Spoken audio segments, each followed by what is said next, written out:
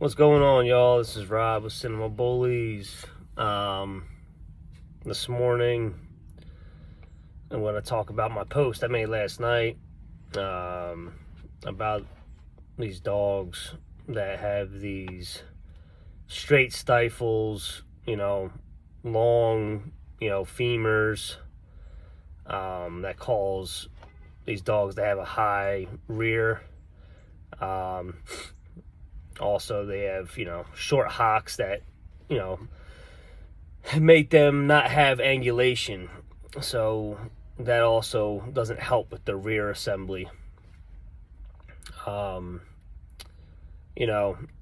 hating on, dogs that win like these shows or, come on top.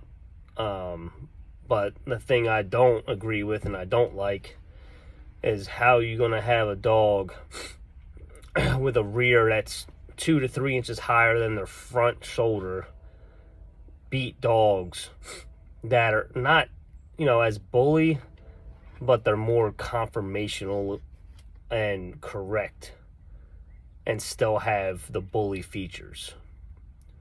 That's where, this misconception and blurred vision of what the American bully is supposed to be is why a lot of these people don't do shows, because they got dogs that are more correct and look, better and are functional, can breathe. And that's another thing. I mean, some of these dogs can't even breathe in the damn ring. You do a lap and your dog's about to fall over. That dog, either anxiety or his airways, his soft palate, or whatever the case might be, you're risking your dog every time you step into the ring. So, to me, I think that you're a scumbag because you're showing the dog consistently that's having issues, performing in the ring. And you do it knowingly, and you just don't give a shit because you guys want the title. Which I understand, you want to be competitive and you want to win and you want to make that money because you think it means something that your dog's a champion or a grand champion. All that don't mean shit, because look at these big name people that don't show dogs. They don't show dogs and they still sell puppies for $5 grand, $10 grand. So you guys got dogs that got titles that you guys can barely get $3,500 for. So to me, obviously that's not working out too well for you. So let's try a new practice and try to breed dogs that are conformationally correct and can breathe and can function, can run in the yard and play with your kids and enjoy life. Not just sit in a cage all day or a crate and, just wither the life away. What's the point other than greed and money? So, it's just the more I see the market and the more I see it flooded with garbage and seeing people winning shows that shouldn't be winning shows. I'm not a judge, but I'll tell you this. Like I said in my other video, I got 3 champions and, 4 litters that I've had. And 2 of the champions are off the same litter. One of them's off a litter that I did with somebody that I had a lot of money tied into. And then I have, productions that are in pet homes that also probably could be champions. At least champions. But they'll never see a ring because they're living their best life and living at home with their families. So at the end of the day, if you're about the money and that's all you care about, cool. Be straight up about it. Don't act like you love your dogs. Don't act like you love the breed. Don't act like, they're your fucking fur babies. Because people like me call bullshit, and I will say it to your face. And you know, to people like that, to me, I don't like you. I mean, that's, you know, I make it very obvious and very straight up. But, you know, to all the people that give these dogs great homes and loving families, you know, I definitely salute you guys, and I respect you guys as, you know, dog lovers, dog owners, because I look at it this way: all my dogs are in my house almost, I would say, at least 60% of the day, every day. The other 40, they're either, you know, crated, or they are outside playing in their run, or I take them out in my yard, and, you know, we play catch and, you know, stuff for at least 30 minutes to an hour. And I don't do it every day, every other day, but, you know, I still spend my time with my dogs, and my kids do also.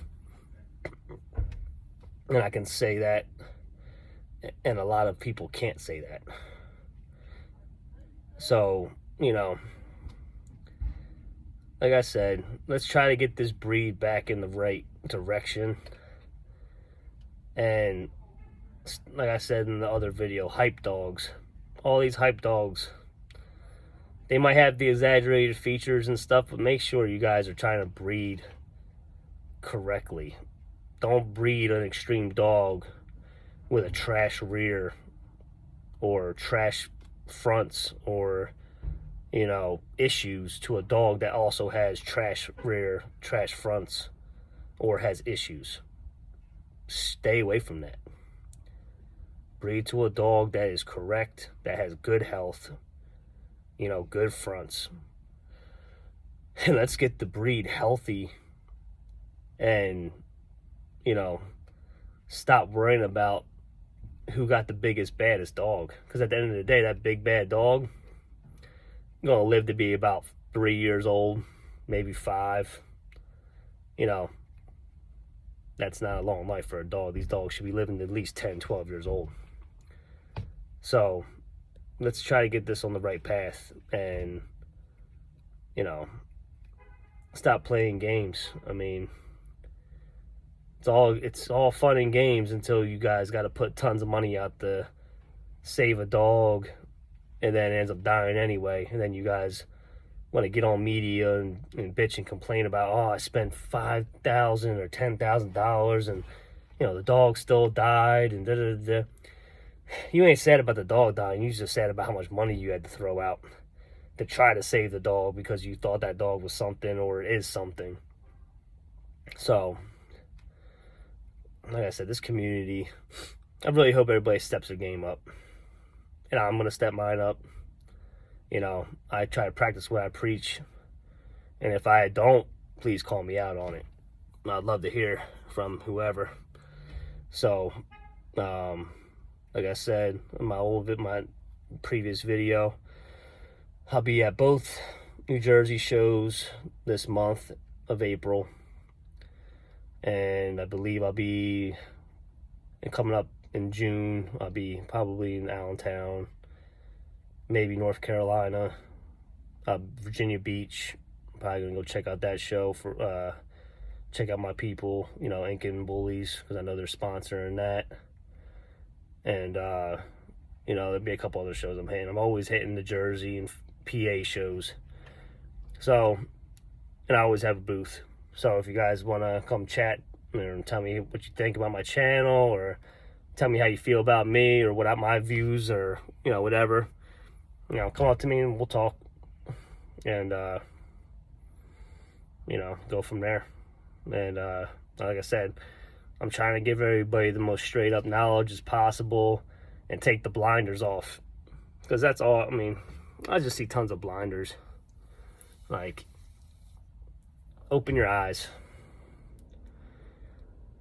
It's gonna take a huge disappointment, or a huge failure, or a huge hit to your pocket for you to understand what I'm preaching and telling you guys in these videos. So, hope it helps you guys out. Like, comment, subscribe, share. You know, hit me up. Got any questions? Got 4 litters dropping coming up.